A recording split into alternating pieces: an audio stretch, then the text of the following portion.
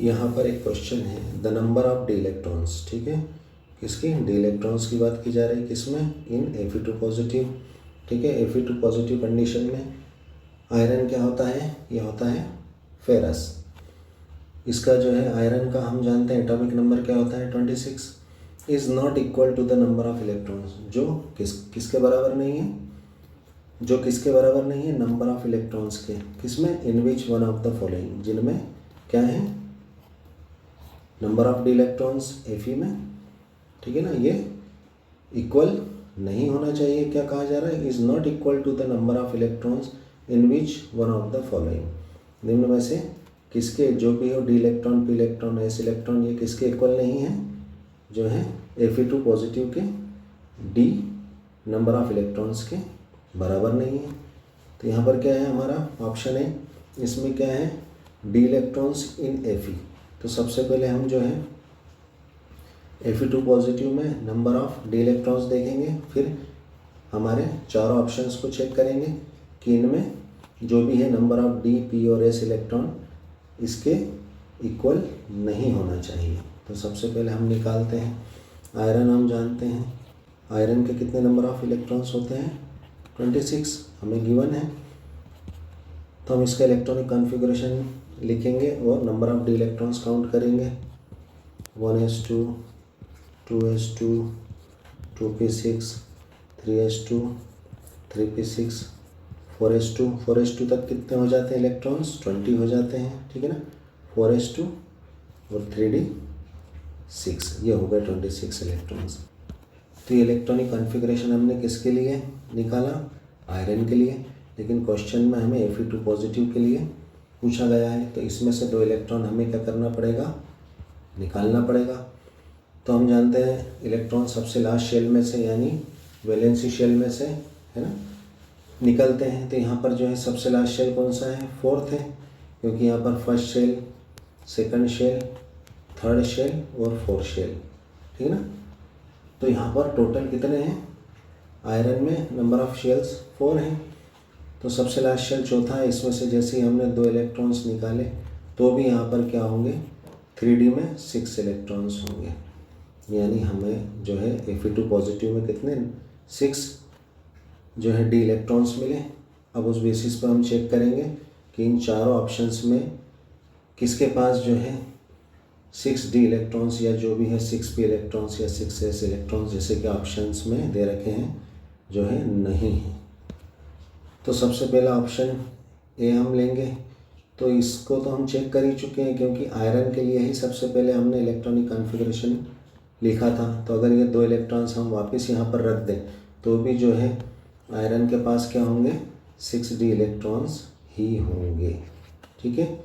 तो यहाँ पर ये हमारा आंसर नहीं हो सकता, क्योंकि हमें यहाँ पर ये बताना है कि किसके पास जो है ये 6 इलेक्ट्रॉन्स नहीं हैं, ठीक। अब हमारा ऑप्शन बी चेक करेंगे।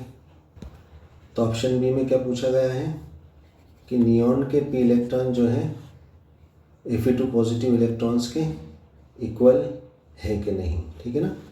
तो यहाँ पर अगर हम देखें तो नियॉन में कितने इलेक्ट्रॉन्स होते हैं, 10। तो 1s2, 2s2, 2p6। तो यहाँ पर अगर हम देखें तो हमें यहाँ पर क्या कहा गया है क्वेश्चन में कि नंबर ऑफ p इलेक्ट्रॉन्स जो है क्या है, नियॉन में किसके, Fe2 पॉजिटिव के डी इलेक्ट्रॉन के इक्वल है कि नहीं। तो यहाँ पर जो है p में 6 इलेक्ट्रॉन्स है, ठीक है। ये भी जो है 6 इलेक्ट्रॉन निकले इसके भी, इसका मतलब ये भी इक्वल है, p इलेक्ट्रॉन क्या है, डी इलेक्ट्रॉन के इक्वल है। तो हमारा ये भी ऑप्शन नहीं होगा, जैसा कि ए में भी हमने देखा कि 6 डी इलेक्ट्रॉन है, ठीक है। अब हम ऑप्शन सी चेक करेंगे। ऑप्शन सी में क्या है, एस इलेक्ट्रॉन्स इन मैग्नीशियम, जिसका एटॉमिक नंबर कितना है, Z एटॉमिक नंबर 12। तो जो है मैग्नीशियम के एस इलेक्ट्रॉन्स चेक करेंगे, इसमें 6 इलेक्ट्रॉन्स हैं कि नहीं। तो मैग्नीशियम में कितने, 12 इलेक्ट्रॉन्स हैं। तो 1s2, 2s2, 2p6, 3s2। तो यहाँ पर अगर हम देखें तो यहाँ पर एस इलेक्ट्रॉन्स 1 2 3 3s इलेक्ट्रॉन्स है, और उनमें कितने 2 2 2।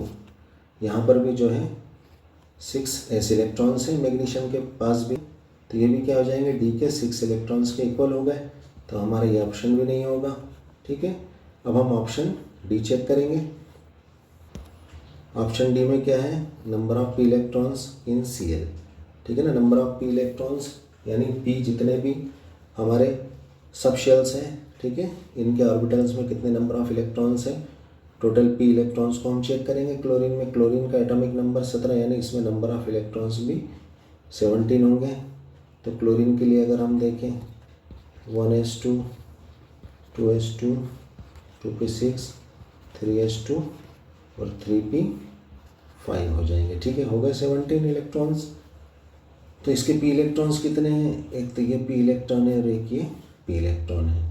ठीक है ना, पी सब शेल में इनके ऑर्बिटल्स में जो है कितने पी इलेक्ट्रॉन्स हो जाएंगे, एक तो ये 6 और एक ये 5, यानी ये तो टोटल जो है 11 कितने पी इलेक्ट्रॉन्स हो गए। तो यहाँ पर हमारा आंसर जो है ये डी, ठीक है ना, हो जाएगा, क्योंकि यहाँ पर क्या है 11 पी इलेक्ट्रॉन्स हैं।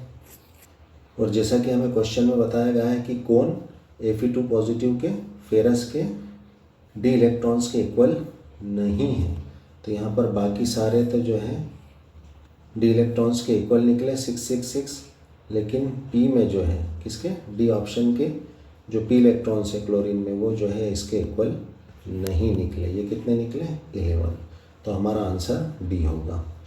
Thanks for watching.